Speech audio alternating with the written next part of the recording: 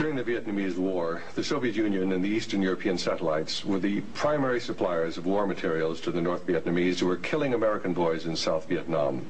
Would you comment on our aid and trade with the Soviet Union and with the Eastern European satellites during that period of time? Well, there's no question that the Soviets were the prime suppliers of military equipment and suppliers to the North Vietnamese. Let me give you an example. The American pilots, as they flew over the Ho Chi Minh Trail, described the trucks that they were seeing as American trucks. Well, they were American trucks because they came from the Gorky plant, and Gorky was built by Henry Ford. And so you have the situation where we were in effect supplying both sides in the Vietnamese War. But the trucks were being built by the Soviet Union. However, were they getting any materials from the United States to help build those trucks? Yes, in the early 1970s, I know specifically of shipments of equipment into the Gorky plant while the war was going on, which in effect were aiding the Soviets to build more trucks to be used by the North Vietnamese. How about loans? Was America extending loans to the Soviet Union during this period when they were the primary financiers of the North Vietnamese? Yes. Beginning about 1970, there was a massive grant of loans to the Soviet Union. I'd say by about 1976, it must have totaled perhaps $40 billion outstanding. And so this, of course, these loans were used to enable the Soviet Union to purchase industrial equipment in the United States, and this industrial equipment was used to manufacture, in part, military supplies which were used against us in Vietnam. How about Russian shipping that was being used to ferry supplies to North Vietnam? Shipping is a very interesting example because the Soviets published a shipping register about 6,000 ships, and I analyzed every one of these ships, both the origin of the technology of the ship itself, the hull, and the engine. Most of them are marine diesel engines. And I find that 60% of the Soviet merchant marine, which of course has military usefulness, 60% was built abroad. Only 40% in the Soviet Union, and that largely to Western design. But when you come to marine diesel engines, you find something really fascinating. You find that 80% of the marine diesel engines in Soviet merchant ships are Western engines, Burmeister and Wain of Copenhagen, Sulzer of Switzerland, Fiat of Italy, because that name has come up before. But the other 20% of marine diesel engines built in the Soviet Union are built to Western design under technical assistance contracts from Sulzer and Burmeister and Wain. So in effect, there could be no Soviet merchant marine without assistance from the West. How about the building of the Kama River plant? Kama River was built in the late 1960s, early 1970s. The basic design contract was let to the Italian firm of Fiat.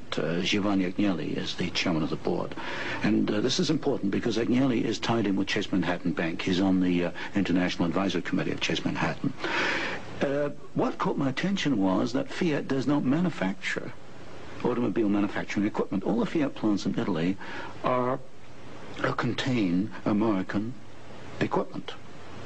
And what I found was that the equipment was coming, perhaps about 60-70% of it, from the United States, from major automobile equipment suppliers in the United States. I think it was known as the Fiat plant as a cover to perhaps divert attention from the fact that during the Vietnamese War we were building the largest plant in the world. It covers 36 square miles.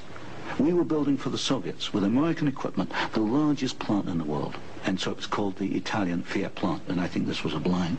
And so they were building their trucks and armored personnel carriers and other things that could be used then for warfare in South Vietnam? We knew that the Kama plant had military potential. In 1972, I wrote it in National Suicide. I said as much in Miami Beach in 1972. This plant has military potential. It can produce military vehicles. We knew it. And of course today in Afghanistan we find that the Kama vehicles that are there in Afghanistan today from the Kama plant built by American and Italian companies. And it was after you brought out this information that efforts were made to suppress your book, National Suicide, Yes. and your other studies? Yes, because I was bringing out the fact that the Kama River plant had military potential, that we were moving the missiles with the Bryant chucking grinder equipment, and of course other facts along these lines. And what sort of pressure was brought to bear upon you? What sort of pressure was brought to bear upon the publisher of your book, National Suicide? There was pressure on the publisher to prevent publication, to stop publication. He refused to do so. There's pressure brought upon me first to withdraw the book, and then a rather deceitful sort of pressure. It was claimed at the Hoover Institution that I had plagiarized Volume 3 of my Western Technology series, which was being published by Stanford University. Well, firstly, I challenged them to point out the plagiarization, and nobody could find even 2 sentences that matched up. But then I pointed out that I cannot plagiarize my own work. I hold the copyright on both books, and nowhere in the world can I plagiarize myself. That's a logical impossibility. And then gradually it built up over the following years that my research was perhaps going a little out of what was perhaps required or welcome would be a better word, and it should be confined within more narrow boundaries. And at that point in 1975 I left the Hoover Institution, and since then I've become an independent author, and I can publish what I want to publish. Do you know of any other instances where efforts were made to suppress publication of books through the Hoover Institute? I know one example, one I was personally aware of, and that was Julius Epstein's book on Operation Keelhaul, which is a very important book on the treatment of Russian prisoners of war in Germany after World War II. This book was in manuscript for several years, and he was not allowed to publish it. I heard that firsthand from Julius.